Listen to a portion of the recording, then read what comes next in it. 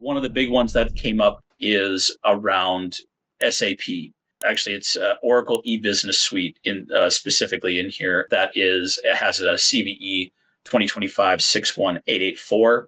This one has been targeting a few large organizations. There is proof of concept code publicly leaked by a threat actor called Shiny Hunters.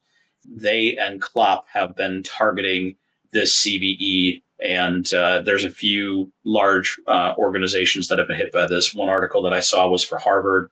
There's been some other large businesses for it, but there is definitely some growing concern around this one. An advisory from Oracle that you can link to in here as well. I'll pull that up in a second, but there's a number of Oracle 0 days that have been targeted over the last several years.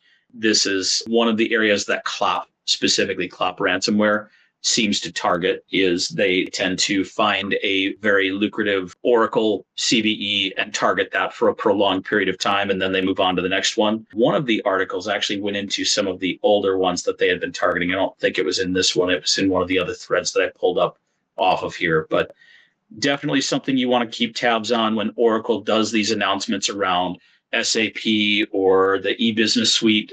These platforms are obviously large behemoth solutions that are usually core to some pretty sensitive business critical solutions. So they are a high profile target. They're also difficult to upgrade.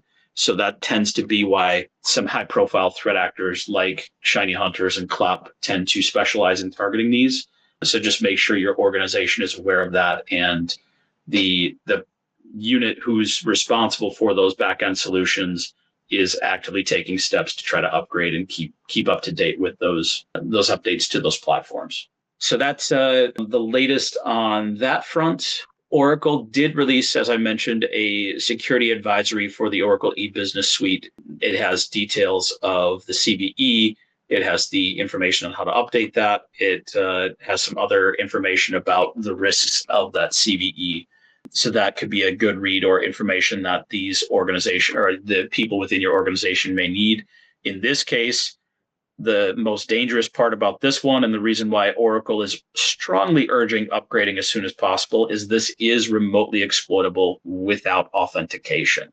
If the threat actor is in your network, they may be able to exploit this remotely without any need for authentication to do so.